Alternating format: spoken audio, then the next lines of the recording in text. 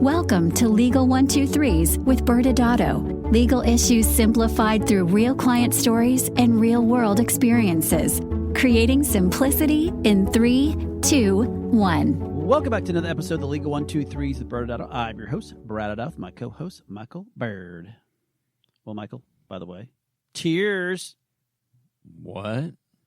We are officially legal drinking age. Today we launched season 21.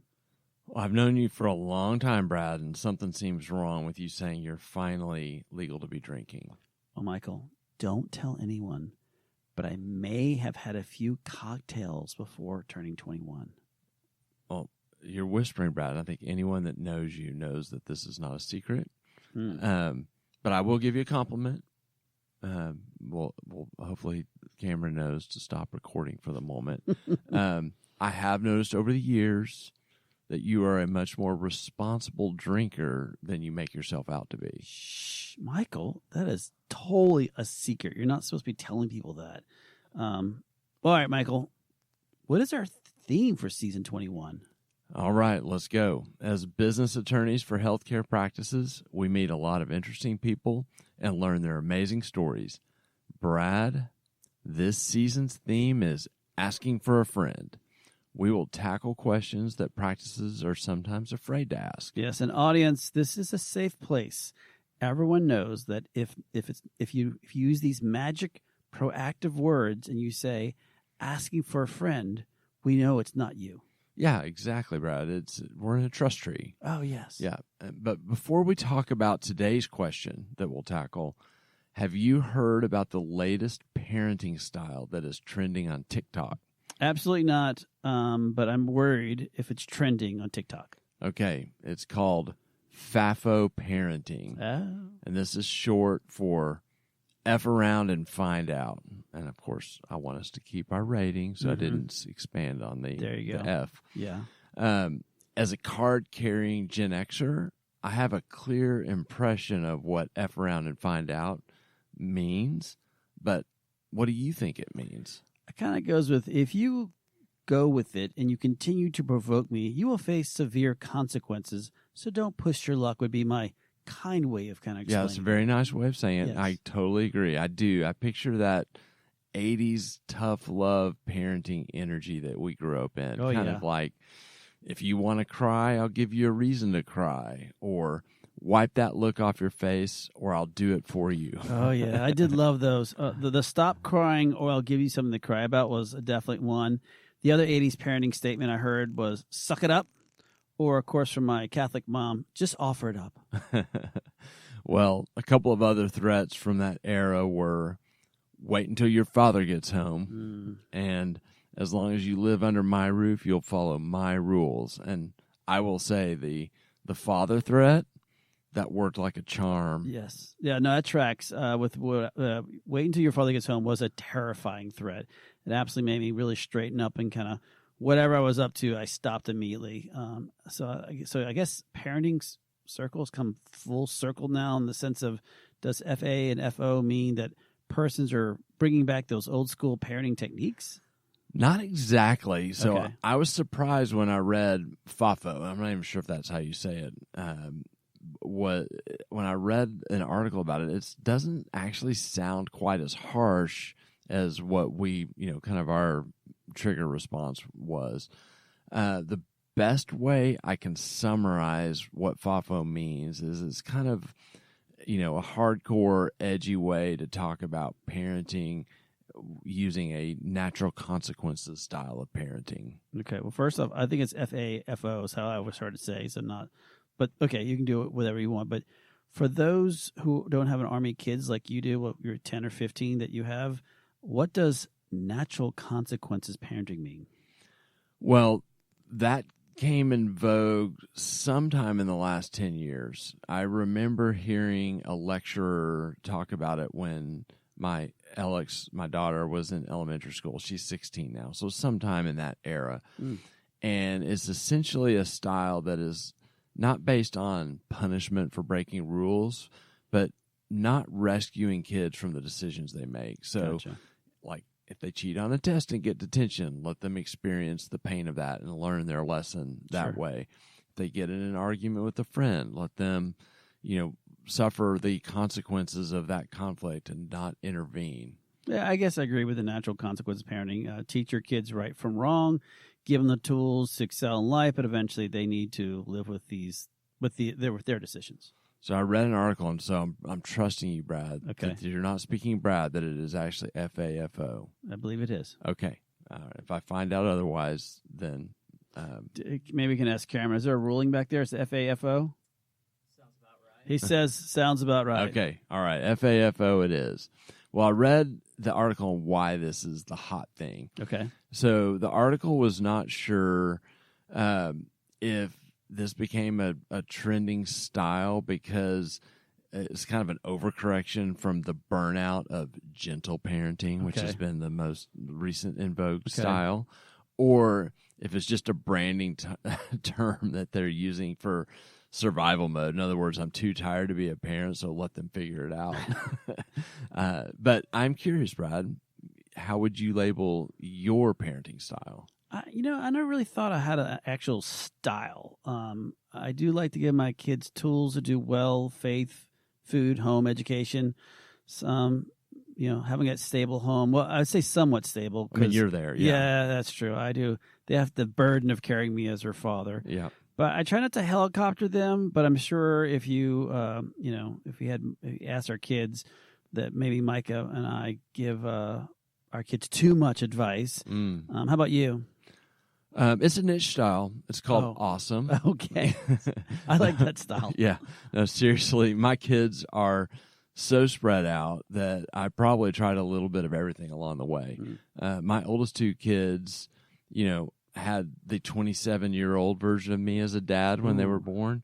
And so I'm sure they inherited some of the old school 80s ways that I learned on parenting. And then I'm sure I've evolved over the years. I have tried to stay away from being a helicopter parent and rescuing the kids. And I'm sure I've been guilty of it sometimes with my youngest because she's got the whole youngest child energy going. And so I don't feel as strong as I used to. Okay. I like what you said about your style because what I'm hearing, I'm a better parent than you. Even if my kids... they won't acknowledge me in public, though. But otherwise, I'm pretty good. Yeah. Other than that, yes, you're the best. Yes. I think that's a perfect transition into our story. Are you ready to kick in? Let's go. Okay. All right. So we'll start our story with the question. Okay. Asking for a friend. So I'll even do it like this, Brad. Okay. Dear Michael and Brad. Okay. I'm asking for a friend. We've been struggling with employee turnover. Okay. We're trying to create an amazing culture at our workplace. We have great benefits and great work-life balance. However, we have lost a string of people in a short period of time. What can we do differently to improve on our employee retention? Well, that's pretty embarrassing for whoever's asking that question. There must be really something wrong with me. Clearly, whoever this person is, they're probably just bad people all around. Okay, Brad, slow your roll. There are two major problems with your reaction. Wait, I thought this was a safe place. I could say whatever I want, just between the two of us talking, right? Well, now there's three problems. Okay. So let me talk about the first one and the one you just brought to light. Okay. So the purpose of our season is not to judge people for their questions. No. Yeah, no, we're not. Okay. We're not here to do that. No judging. Got it. And on a related note, saying this is a safe place or a trust tree does not mean you get to say whatever you want. What if I say no offense and then say something that's embarrassing to whoever's asking this stupid question? Is that better? No. But I said no offense. I know. You're still trying to use the trust tree Okay. as a shield to say So whatever you want. work. Okay, it doesn't got it. work. But here's the second problem. Okay. And this is going to be kind of embarrassing for you, is that you're actually making fun of yourself, Brad. What? Because today's story is a question that we're asking because it's a story about our own journey at ByrdAdatto with employee turnover. Wait, I take back whatever offending things I said. Sounds like a very good question, and clearly just based on hearing it, you're the villain of the story, and I think I'm the hero, correct?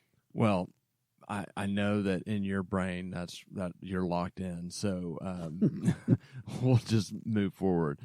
But the point of telling our story is to be vulnerable and recognize that running a business is hard, and hopefully set the table for the season. We're better served talking about common questions or problems rather than trying to put up a facade. Ooh, there you go with fancy words again. Let's keep it simple. I guess at this point we'll have no choice but to lean in and really share our story. Audience, please do not judge. And if you're going to judge, please judge Michael, not me. Okay. Well, before we talk about our turnover challenges, let's give some context. You know I love context. Yes, you do. Okay. I want to talk about how we lead in our parenting style, so to speak, with our team. I believe in the FA and FO leadership style. Well, that sounds funny, but I think you're using humor to avoid sharing, Brad. Oh, sorry. You got to be vulnerable. Oh, okay. Let me start. Okay, maybe that'll get you warmed up. All right, got it. Let me talk about our leadership style, and then you can jump in. So, right. As a starting point, our kind of focal point, our passion statement that centers, why we come to work every day is helping others succeed. Yeah. And so we try to keep that center to how we lead and how how we build the place that we show up to work every day. And so we've invested a ton of time in ourselves because clearly it's needed. Right. I mean, yeah, we left our own devices would probably go back to 80s parenting. Obviously. And so, we've even built kind of, a leadership framework, so to speak, of what guides us in how we show up with our team. And, kind of non-exclusive list is, we show up. Like we're going to be present. We're going to turn into hard stuff. We're going to share openly. And so, we're going to let our team see kind of, more than what's just right in front of them with their job. We're going to bring empathy to the table and more than anything, try to bring positive energy. Yep. All good tenets right there. And, to help foster their success, our team success at the firm, we really decided to embrace education of our team, both on, you said, leadership skills and really on the trade skills. Trade skills, obviously, meaning how to practice law and work in a law firm, and leadership skills on how to equip all employees with the crucial skills of learning how to make better decisions as a leader and stronger, which helps in our minds help build stronger company culture, ultimately ensuring their long-term success. These leadership skills. We have these outside consultants that come in to invest time with our team on leadership development and training to really just improve the employees' engagement more than anything else. And obviously our deep core belief is that we will develop a pipeline of future leaders, more importantly, foster a more adaptable and resilient firm, which hopefully ultimately helps retain great leaders. Yeah, and we should start by acknowledging this, too. Professional services is a hard industry. Yep. And it can lead to burnout. It can lead to turnover.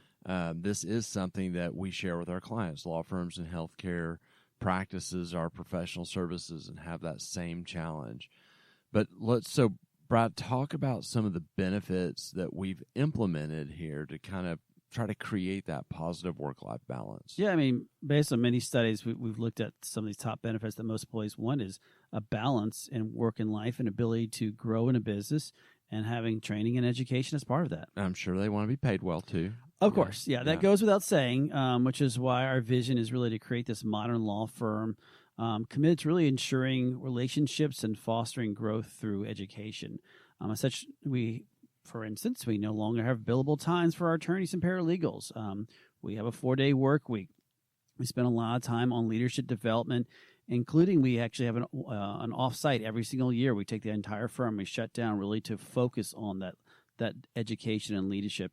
We also have a mentor program for all the attorneys and the staff, and all of which is, again, for us to develop a cultural centric workplace. Well, this is starting to sound like a podcast for recruiting. That was not that hard, right? After all, right? Well, so far all we've done, Brad, is brag about what we're proud of, which is the system that we built and what we do to try to have a great place for our employees to work. But now comes the part where we have to be vulnerable. Does vulnerable mean streaking? Like I take my clothes off? Is that what that means? No, for everyone's sake, Brad, please keep your clothes on. Okay. That's not what being vulnerable is. Okay. In about a 3-month span, we lost 3 paralegals and 3 attorneys, and actually lost a couple of team members for different opportunities, so to speak. It felt like every week the hits just kept on coming. Yeah, and it's really hard to lose people, especially when you care about them and you see these future leaders of the firm in the healthcare industry. And obviously for us, I think I can say this, we're happy for them personally because almost everyone left this because they had something that they were interested in doing. But it's crushing to lose them as a colleague. Yeah, and when employees start leaving, it feels contagious. Yeah. The challenging part is that on the surface, every employee has their talk track as to why they are leaving, and it all resonates. Like you want to be like, oh yeah, I get why you're doing this, and yet it kind of all falls in the spirit of it's not you, it's me. Better opportunity, different field, starting your own business, going to law school, all these things that are good things, but yet it's still happening. You're losing a lot of people, and what's that common denominator? Yeah, actually, weird is they actually all told me it was you. Oh, that's weird. They told me the same thing, that it was you. Interesting. Oh, but I also agree that once a person leaves, especially someone we all love having the firm, if it feels like a kick to the mouth or your teeth, it starts this impact where others start wondering, they really like that person and they don't want to see them leave, and then they start thinking about how does it impact them, and so they start thinking like, oh no, now that they left, I have to take on more work, and so overall now you're fighting to keep up the morale high as people are walking out the door. And I think the personal challenge for business owners, at least for me, and I know for you, Brad, is that you want to believe it's not you because you're so proud of your business, and so it's easy to take their kind of talk, explanation as to why they're leaving at face value. You want to grab onto that, but we knew also there had to be a connection, right? I mean, in our circumstance, a lot of the people who left were also close with each other on a personal level. Yeah, the idea is if you're leaving, maybe I should consider other options. And why do you think they left, Michael? Honestly, well, I mean, we can never know for sure. There's this balance of trying to find the information you need to reflect and improve, and then moving on with the team you have so that you can go forward with the business. I believe ultimately that this kind of contagious theory does have some merit. I think people start to think and consider what they want when they see someone else leave. And so it opens that door. And, we as employers are working diligently to close the door by trying to look out for the team that is still there, and by finding new team members and kind of creating that harmony again. Yeah.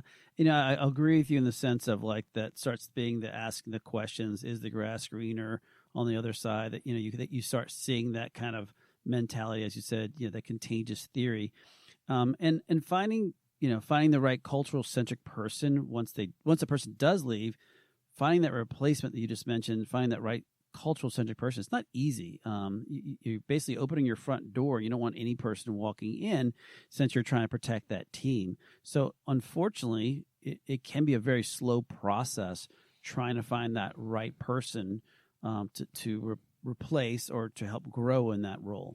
Yeah, and let's talk about the silver lining, because there is, and I think as an encouragement to other business owners when you go through this, is it created an opportunity for us to step back and reevaluate how we do things as a business. Like what are the things that we can improve on in kind of the new version of our team? Yeah, and we've said this before.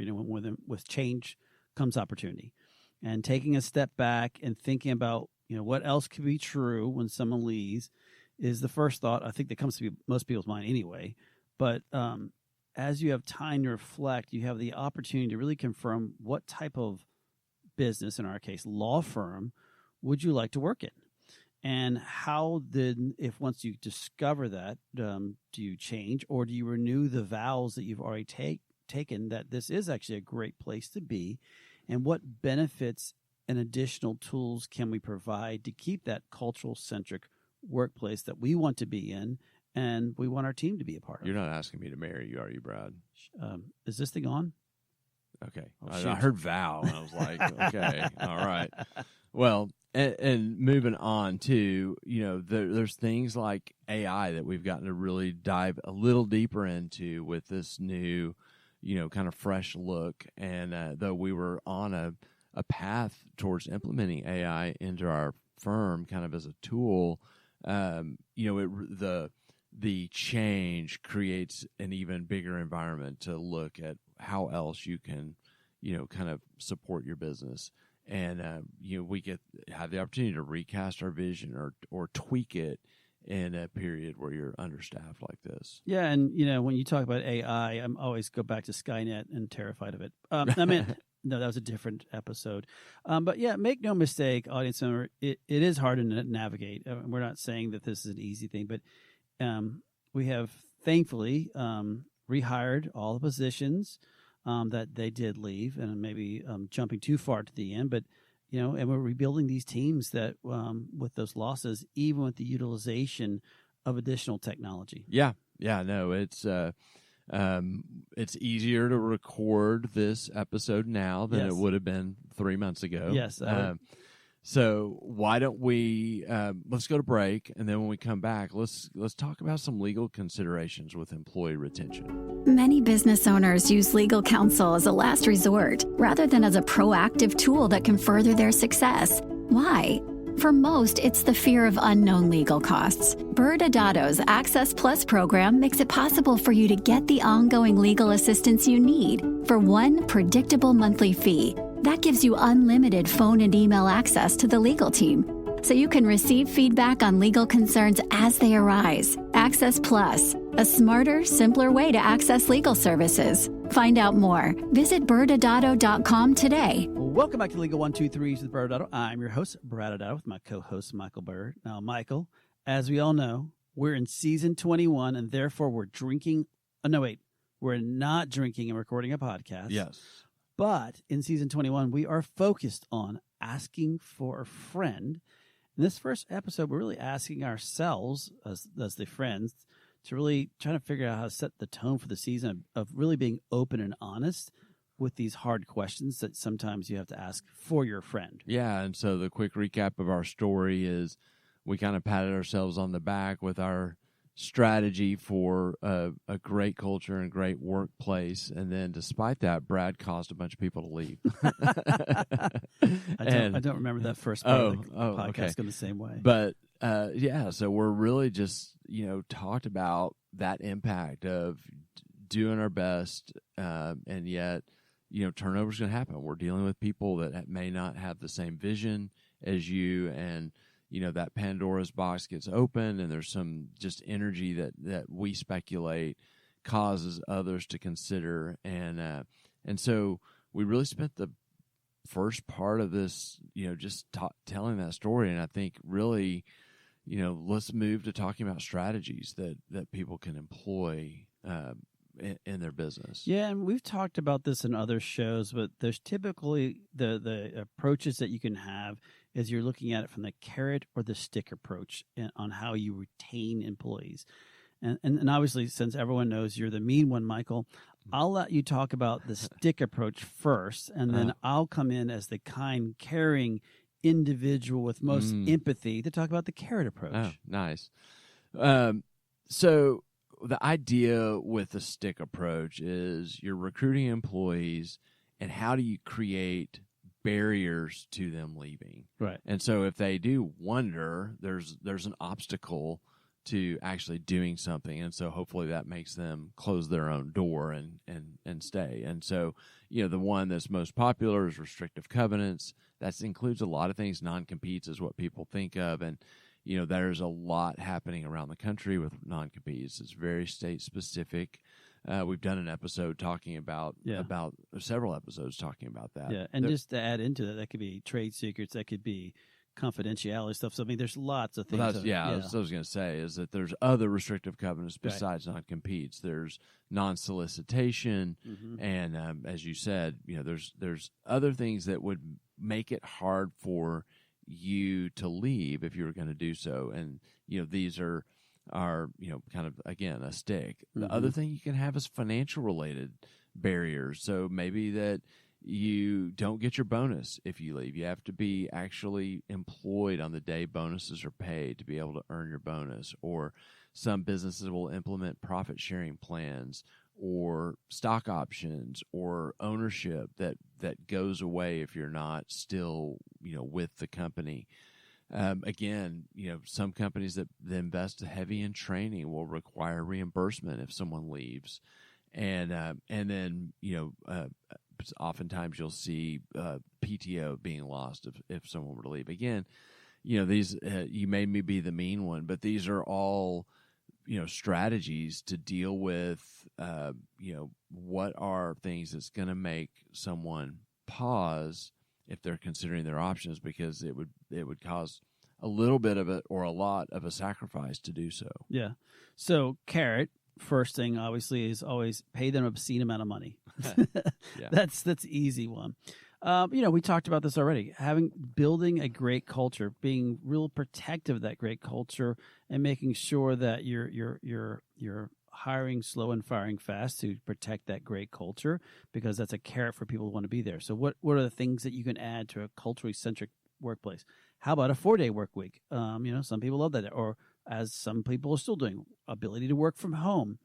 You mentioned PTO. The opposite of that, having robust PTO, meaning that you have a lot of time to take time off. I mean, obviously some places that have months off if they needed to. Of course, if I join your organization, what's the career path? How can I advance? What are the leadership skills that you're looking for, that I have opportunities to grow inside of your own place? So career advancement, obviously.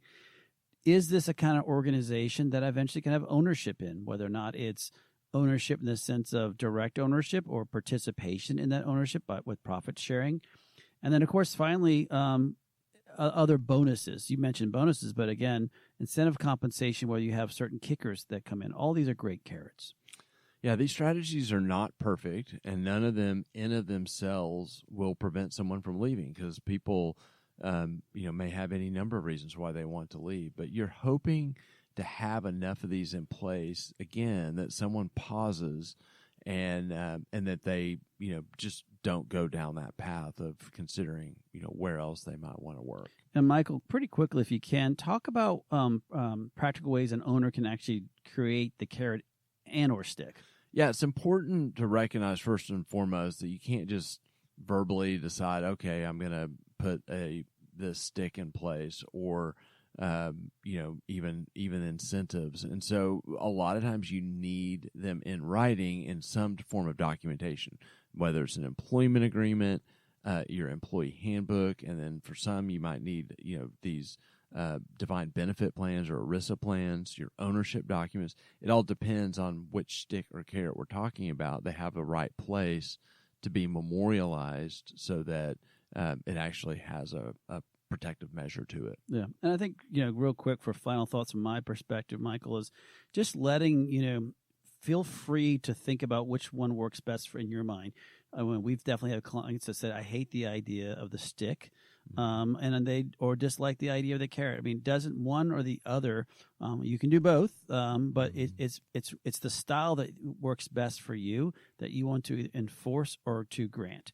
But, Michael, that's almost all the time we have. What's your final thoughts? Well, you, as a business owner, don't want to be guilty of the FA and FO, where you don't pay attention to, how you're going to lead your team and what your strategy is going to be for retention, because I think what you'll find out is that it'll even be more painful than the inevitable attrition that's just going to happen with any business. Fair points. Well, guess what, audience members? Next Wednesday, we are back as we continue down this journey, and we're asking for a friend, and we're actually bringing on our friend.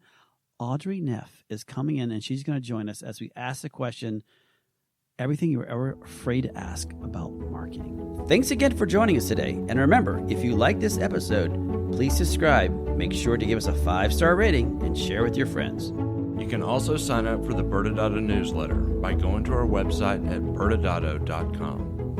ByrdAdatto is providing this podcast as a public service. This podcast is for educational purposes only. This podcast does not constitute legal advice, nor does it establish an attorney-client relationship. Reference to any specific product or entity does not constitute an endorsement or recommendation by ByrdAdatto. The views expressed by guests are their own, and their appearance on the program does not imply an endorsement of them or any entity they represent. Please consult with an attorney on your legal issues.